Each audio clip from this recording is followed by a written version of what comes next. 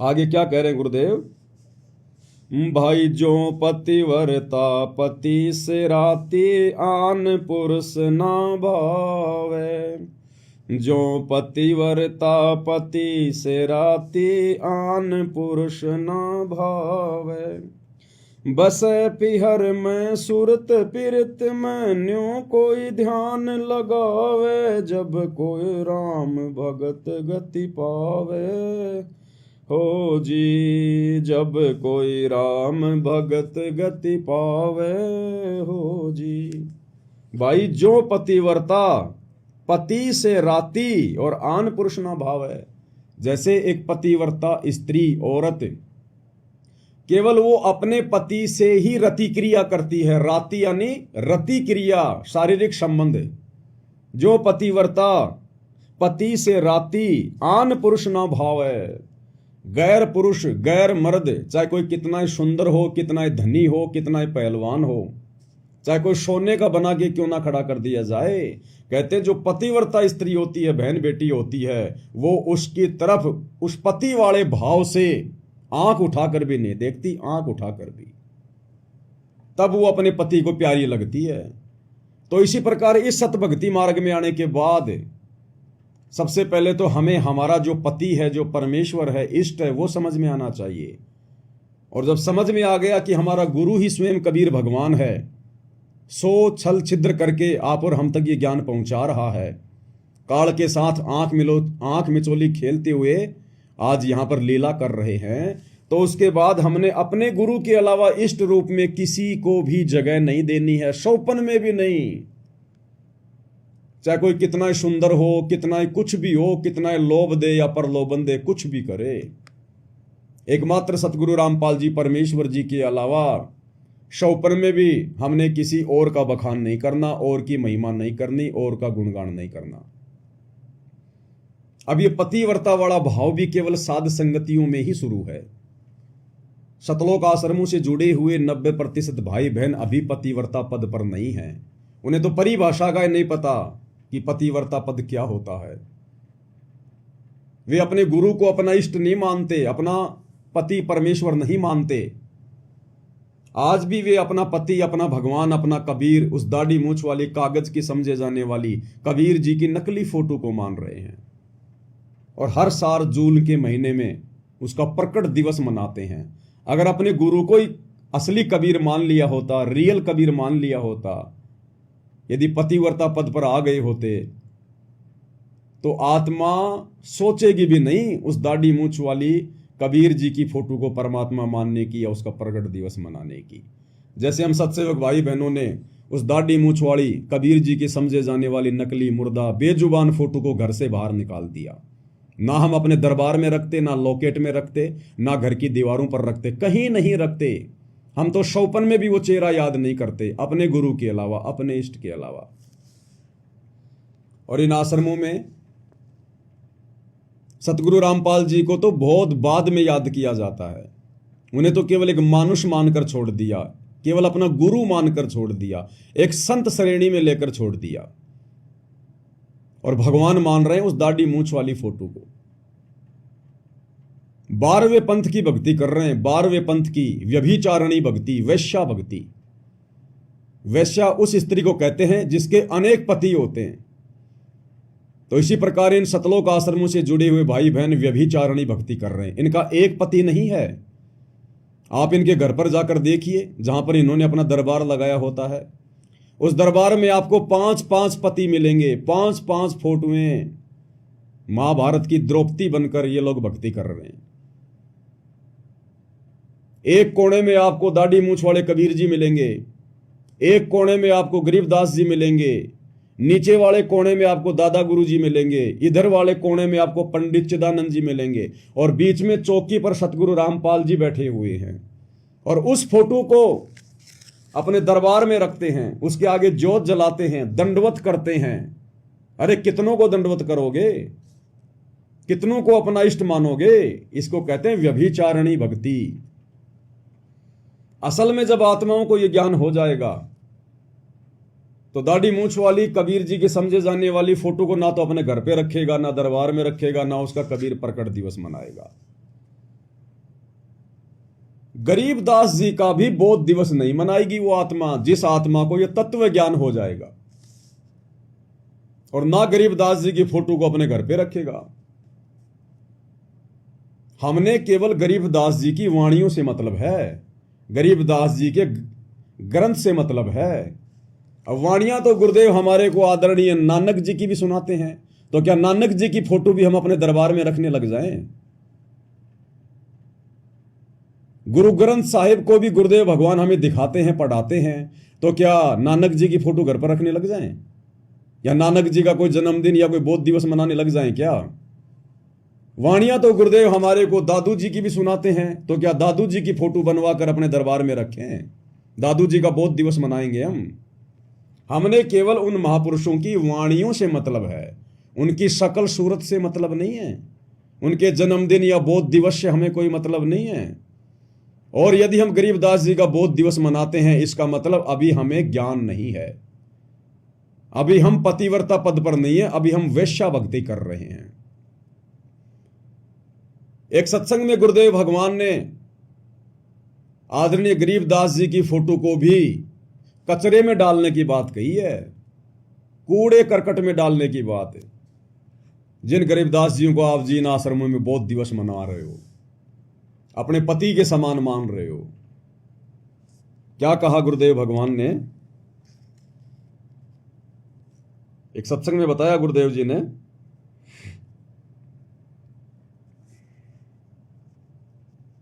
छोटा सा सत्संग है। एक बहन जो पहले बहुत सारी पूजा किया करती थी, हरिदास जी को पूजा करती थी, गरीबदास जी को पूजा करती थी, फिर भी घर में नुकसान, और जब गुरुदेव की शरण में आई, ये ज्ञान सुना, तो उसके बाद गुरुदेव भगवान उस बहन के मुख कमल से बोली गई कथा को अपने मुख कमल से सुना रहे हैं। यानी वो बहन तो बोलने में उकचूक कर दे, लेकिन गुरुदेव भगवान ने जो शब्द निकाल दिए वो परम सत्य हैं। तो गुरुदेव भगवान कह रहे हैं, फिर उस बहन ने वो हरिदास जी की, वो गरीबदास जी की फोटोएं सब कचरे में डाल दी। अगर गरीबदास जी आप और हमारे लिए, हम 13वें पंथ की आत्माओं के लिए अगर वो पूजनीय होते, तो गुरुदेव गरीबदास जी की फोटो के लिए तो बोल देते कि भाई कम से कम गरीबदास जी को तो तू कचरे में ना डालती। लेकिन गुरुदेव खुद अपने मुख कमल से बोल गए। इसको कहते हैं शब्द सैन सतगुरु की पहचान है, पावे अटल सुहाग रे।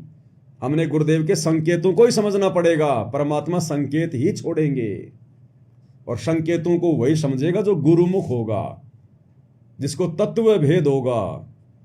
तत्व भेद एक न्यारा रे साधु भाई, तत्व भेद एक न्यारा, और समझेगा कोई गुरुमुख प्यारा, तत्व भेद एक न्यारा। तो क्या कह रहे हैं गुरुदेव भगवान? रोटी खा के बच्चे को खाना खिलाया, मैंने खाना बना रही थी, और वो अपना मोटरसाइकिल उठा के चला गया प्रतिदिन की तरह। अपने साथी को लिया, जो साथ ही मकान था थोड़ी दूरी पे, तो चले गए। मैंने वो 2-4 रोटियां और बनाई।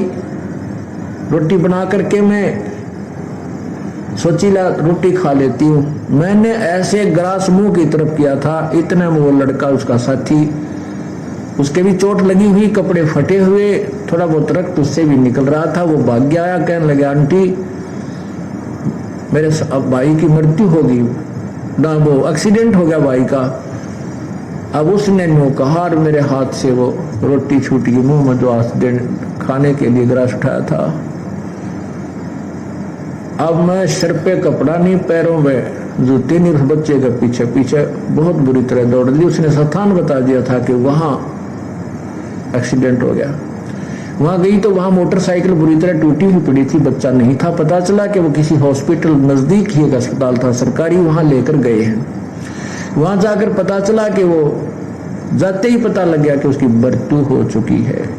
कहते मैंने उस हॉस्पिटल की द्वार का टक्कर मारी, मेरा सिर फट गया, बेहोश हो गई, 7 टांके आए मेरे सिर में। उसके बाद रो रो का बुरा हाल हो गया। और जितनी भी पूजाएं मैं किया करती थी, ठाक है मैंने कुर्डिया पर फेंक दियो, देवताओं की मूर्ति मारती, और वो पितरां की जितनी भी पूजाएं मैं करती थी, क्योंकि मैं ढेर सारी पूजाएं करती थी। मैंने कोई स्थान नहीं छोड़ा, जिसने भी जो बता दिया कि वहां भी जाइए, वहां भी जाइए। हैं, सारे सब पूजाएं मैं करती थी देवी देवताओं की, ब्रह्मा विष्णु जी की, शिव जी की, हनुमान जी की, संतोषी माता की, शेराणी माता की, बाबा श्याम जी की, यानी जो भी हरिदास जी की, गरीबदास जी की, यानी जहां भी जिसने मुझे नियर हरिदास जी की, गरीबदास जी की, हनुमान जी की, सबकी फोटोएं उतार के उसने कहां डाल दी? कचरे में डाल दी, डस्टबिन में डाल दी। अगर गरीबदास जी आप और हमारे लिए यदि पूजनीय होते, यदि गरीबदास जी की पूजा करनी होती, उनकी फोटो दरबार में रखनी होती, यदि उनका बोध दिवस मनाना होता, तो गुरुदेव भगवान यहां ये संकेत ना करते। गरीबदास जी की, हरिदास जी की, सबकी फोटो उसने कहा डाली? कचरे में। तो बताओ भाई और बहनों, आप और हम क्या पूज रहे हैं फिर वर्तमान में? फिर आप और हम किस गरीबदास जी का बोध दिवस मना रहे हैं? क्यों मना रहे हैं? जब तक ज्ञान नहीं, इसलिए मना रहे हैं। ये सत्संगों में परमात्मा ने सारे भेद दे रखे, सारे भेद। खुल के नहीं कहेगा परमात्मा कि बस एक मेरी पूजा करो, बाकी सबको छोड़ दो। और वाणी में कह दिया कि एक के सादे सब सदे, सब सादे सब जाए, और माली सींचे मूल को फले फूले अगाए। और स्पष्ट कर दिया, गुरु समान नहीं दाता रे जग में, गुरु समान नहीं दाता। अब इससे ज्यादा और क्या कहेंगे? हम जानवर नहीं है जो खुल के बताएंगे, नाक में नाथ डाल के समझाएंगे। ये तत्व ज्ञान इसीलिए दिया है और मनुष्य जन्म इसीलिए दिया है ताकि हम संकेतों को समझ जाएं। तो क्या कह रहे हैं गुरुदेव? हरिदास और गरीबदास जी की फोटो भी उस बहन ने कहां डाली? कचरे में। इसी प्रकार वो दाढ़ी मूछ वाली, वो कबीर जी की समझे जाने वाली नकली फोटो, इन सब का स्थान कहां है? वो कचरा। दास ने आज से 2-3 साल पहले कहा था, जब हिसार जेल से ये पूज्य गुरुदेव भगवान के नाम से ऑडियो वीडियो आनी शुरू हुई थी, तो दास ने कहा था कि इन वीडियो पर कुत्ते पेशाब करते हैं, कुत्ते। तो एक भाई था जयपुर का, बड़ा आग बबूला हो गया, जैसे सारा ज्ञान उसी को समझ में आ गया हो, और उस बात को लेके वो 10-20 सत्सेवकों को तोड़ के ले गए अपने साथ मैनेजमेंट में कि ये तो गुरु जी की फोटो के ऊपर कहता कि कुत्ते मूतते हैं। अरे भैया, कलयुग की पिछली पीढ़ी है, एआई का जमाना है। दास 1-2 दिन में वीडियो बना के समझाएगा किस प्रकार से वर्तमान में हिसार जेल से ये जितने भी जो फर्जी आदेश आ रहे हैं, ये सब गुरु जी के एआई वीडियो बनाए जा रहे हैं। एआई आवाज आ रही है, कोई सत्यता नहीं है। बचाव का एक ही तरीका है, केवल गुरुदेव के ज्ञान को आधार बनाकर भक्ति की जाए। इन ऑडियो वीडियो के चक्कर में नहीं गुरुजी लाइव आ रहे हैं, जेल से लाइव आ रहे हैं, नहीं आ रहे हैं। हमारे लिए वर्तमान में कोई औचित्य नहीं है सिवाय उनके सत्संगों के अलावा। तो गरीबदास जी की फोटो को गुरुजी कह रहे हैं कचरे में। और ये बात यदि मैं बोल देता तो पता नहीं क्या फिर ये लोग बवाल उठा देते। लेकिन यहां तुम्हारा बाप सतगुरु रामपाल जी भगवान साथ साथ में प्रमाण देते हैं। ये दास अगर कुछ बोल भी जाता है ना, तो परमात्मा 2-3 महीने बाद में अपने सत्संग में उसका प्रमाण दे देते हैं कि ये नहीं बोलता, इसको मैंने बुलवाया था। तो क्या कह रहे हैं परमात्मा? हरिदास जी की, गरीबदास जी की, सबकी फोटोओं को कचरे में डालने की बात कर रहे हैं। मरती और वो पितराएं की जितने भी पूजाएं मैं करती थी, क्योंकि मैं ढेर सारी पूजाएं करती थी, मैंने कोई स्थान नहीं छोड़ा। जिसने भी जो बता दिया कि वहां भी जाइए, वहां भी जाइए, सारे सब पूजाएं मैं करती थी देवी देवताओं की, ब्रह्मा विष्णु जी की, शिव जी की, हनुमान जी की, संतोषी माता की, शेराणी माता की, बाबा श्याम जी की, यानी जो भी हरिदास जी की, गरीबदास जी की, यानी जहां भी जिसने मुझे नियर बाई बताया, मैं उड़े जाया करती कि हे भगवान मेरे बच्चे की लंबी आयु देना। परमात्मा कहते हैं है कि जो खावे ताको, जो बख्शक ताको विश्वासा, और जो रक्षक उस ये फिरे उदासा। जो इनको खाता है, जो भक्षक है, उसको तो ये भगवान मान रहे हैं काल को तो, और जो रक्षक है कबीर परमात्मा, उस तो उदास फिरते हैं, कहते ना तू भगवान नहीं। तो सुन लिया भाई और बहनों, पूज्य गुरुदेव भगवान के मुख कमल से दास अपनी तरफ से कुछ नहीं बोलता है, या जो भी परमात्मा बुलवाते हैं अपनी सत्य प्रेरणा के आधार से बुलवाते हैं, और समय आने पर परमात्मा फिर उसका प्रमाण भी देते हैं। अब कई जो नए नए भगत भाई बहन होते हैं इस ज्ञान को इतना समझ नहीं पाते। जो लोग ज्यादा सियाणे हैं, चतुर हैं, उनको भ्रमित कर देते हैं। वो कहते हैं फिर गुरु जी क्यों पूजा करते थे दाढ़ी मूंछ वाले कबीर जी को? गुरु जी क्यों उसका प्रगट दिवस मनाते थे? गुरु जी भी तो गरीबदास जी का बोध दिवस मनाते थे आश्रम में। भाई आप और हम गुरु जी नहीं हैं, वो काम गुरु जी किया करते थे। आप और हम जीव हैं। इस 21 ब्रह्मांड के जो कर्म है आप और हमारे ऊपर लागू हैं, गुरु के ऊपर लागू नहीं है। परमेश्वर अपनी वाणी में कहते हैं शिष्य पूजे गुरु आपना। ये जो शिष्य होता ना, उसने केवल अपने गुरु की ही पूजा करनी चाहिए। शिष्य पूजे गुरु आपना और गुरु पूजे सब साध। और जो गुरु होता है वो सबकी पूजा करेगा। गरीबदास जी को भी पूजेगा, कबीर जी को भी पूजेगा, मुनिंद्र को भी पूजेगा, अपने गुरु को भी पूजेगा, सबको पूजेगा।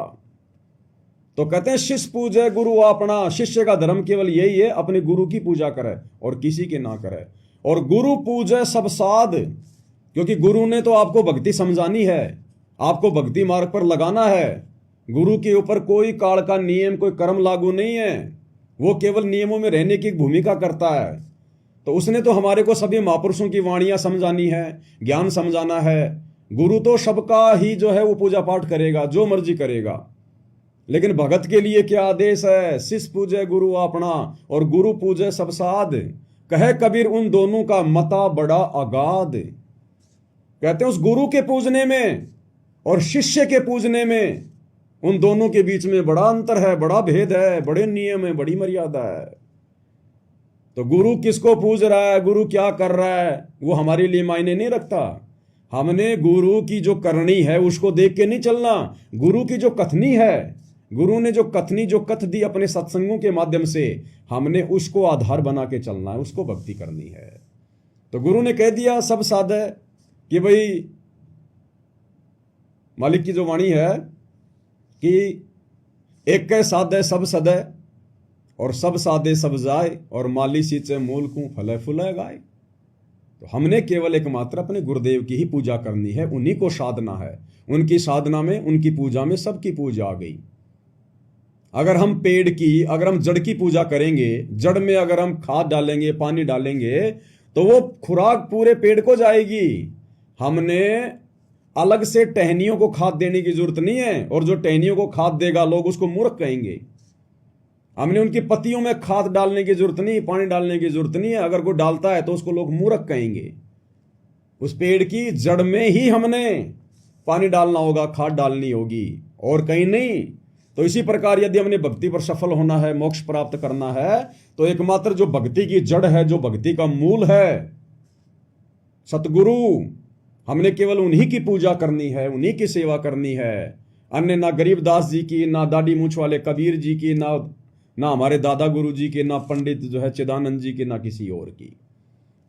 उन महापुरुषों की वाणियां यदि हमारे लिए उपयोगी हैं, भक्ति में सहयोगी हैं, तो हमने उनकी वाणियों का सहारा लेना है, उनकी फोटोओं का सहारा नहीं लेना। उनके जन्मदिन और उनके वो प्रकट दिवस और उनके वो बोध दिवस नहीं मनाने हमने, अन्यथा फेल हो जाएंगे फिर भक्ति मार्ग पर।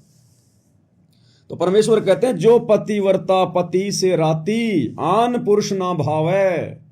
हमने भी उसी पतिव्रता स्त्री की तरह भक्ति मार्ग पर पतिव्रता आत्मा का रोल निभाना है। अपने गुरु के अलावा हमने शौपन में भी किसी और अन्य देव या महापुरुष या साधु संत की तरफ आंख उठा के भी नहीं देखना। एक बात बताइए, जब हम भाई बहन नाम उपदेश लेते हैं, तो आजकल तो पता नहीं ये आश्रम वाले नियम बताते हैं कि नहीं बताते हैं, लेकिन जब हमने सतलोक आश्रम बरवाड़ा से नाम उपदेश लिया था, और वैसे भी जब हम डीवीडी से नाम उपदेश जब हम लेते हैं, तो गुरुदेव भगवान उसमें बताते हैं कि बच्चों, अब आपने घर पर जाकर केवल अपने परमात्मा की फोटो दरबार में रखनी है। उस दरबार में अन्य किसी भी साधु संत महात्मा की फोटो नहीं रखनी। बोलते कि नहीं बोलते गुरुजी कि आपने दरबार में अब अन्य किसी देवी देवता या साधु संत महात्मा की फोटो नहीं रखनी है। तो गरीबदास जी कौन है? अन्य साधु संत हैं, अन्य महात्मा हैं। वो 12वें पंथ के गुरु थे, और 12वें पंथ के गुरु की फोटो हम अपने गुरु जी के बराबर में क्यों रखें? हमारे गुरु जी तो 13वें पंथ के गुरु हैं ना, हम 12वें पंथ के पंथी, हम तो 13वें पंथ के पंथी हैं। जब हमारा गुरु ही अलग है तो हम उनकी फोटो क्यों रखें? तो गुरुदेव ने तो स्पष्ट कर दिया, संकेत कर दिया कि बच्चों दरबार में अन्य किसी भी देवी देवता और साधु संत महात्मा की फोटो नहीं रखनी।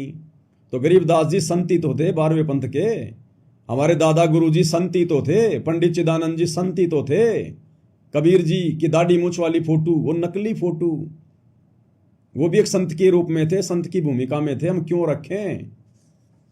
वर्तमान में जो महापुरुष आया हुआ है, जो हमारे गुरु हैं, जो हमें हर प्रकार से भक्ति दे रहे हैं, मर्यादाओं का पाठ पढ़ा रहे हैं, हमारे सौ काम कर रहे हैं, तो हमने तो उनके गुणगान गाने पड़ेंगे ना, उनकी महिमा करनी पड़ेगी, उनकी भक्ति करनी पड़ेगी, उनकी पूजा करनी पड़ेगी, उन्हीं को प्रथम महत्व देना पड़ेगा। अगर हमने जरा भी किसी और का बोध दिवस मना लिया, जन्मदिन मना लिया, कोई प्रकट दिवस मना लिया अपने गुरुदेव के अलावा, तो जिस प्रकार वो व्यक्ति जिसकी पत्नी उसके अलावा किसी और से भी संपर्क करती है या हंसी मजाक भी अगर करती है और अगर वो देख लेगा तो वो उसको अपने दिल से उतार देता, दिल से।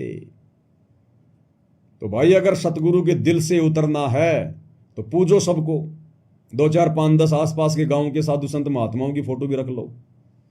और अगर गुरु को प्रसन्न करना है, मोक्ष प्राप्त करना है, तो भाई केवल अपना गुरु और दूसरा कोई नहीं। तो मालिक कहते हैं जो पतिव्रता पति से राती आन पुरुष ना भावे, और बसे पीहर में सुरत प्रीत में न्यू कोई ध्यान लगावे। और उसके बाद चिंतन भी केवल अपने प्रीतम का, केवल अपने गुरुदेव का, अपने भगवान का।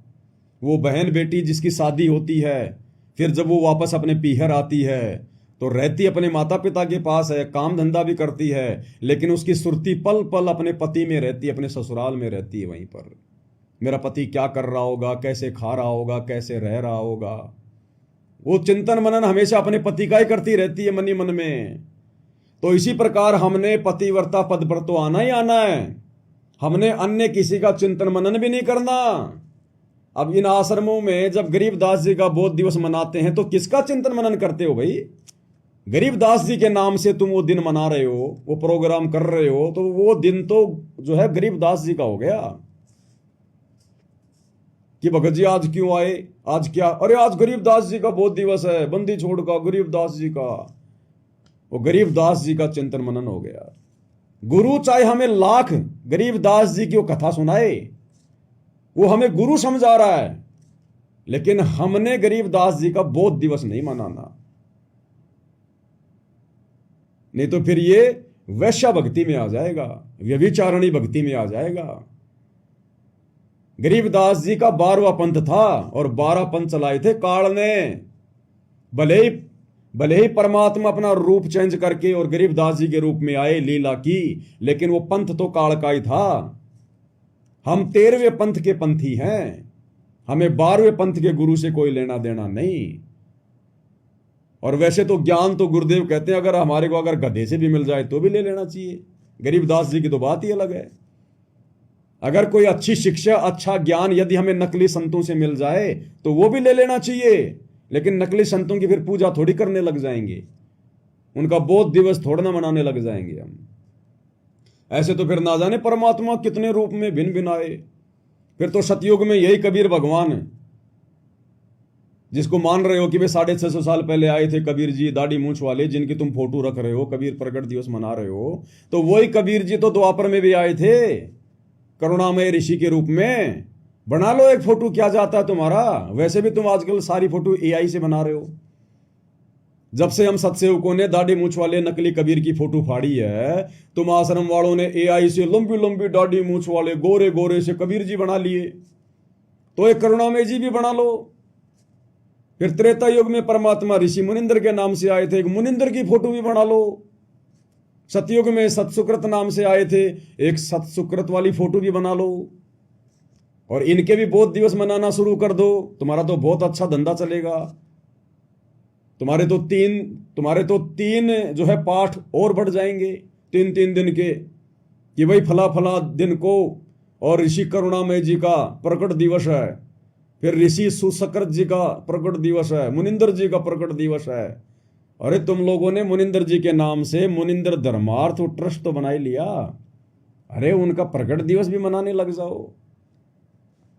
और उससे भी जी ना भरे तो मुनिंदर जी का निर्वाण दिवस, सतसुकृत जी का निर्वाण दिवस, करुणामय जी का निर्वाण दिवस, वो भी मनाने लग जाओ। तो ये व्यभिचारणी भक्ति है, वैश्या भक्ति है, इससे गुरु प्रसन्न नहीं होगा। तो कहते हैं हमने चिंतन मनन भी एकमात्र अपने गुरुदेव भगवान का करना है। जैसे वो पतिव्रता स्त्री बहन बेटी पीहर में रहकर भी अपने पति के विषय में ही चिंता करती रहती है।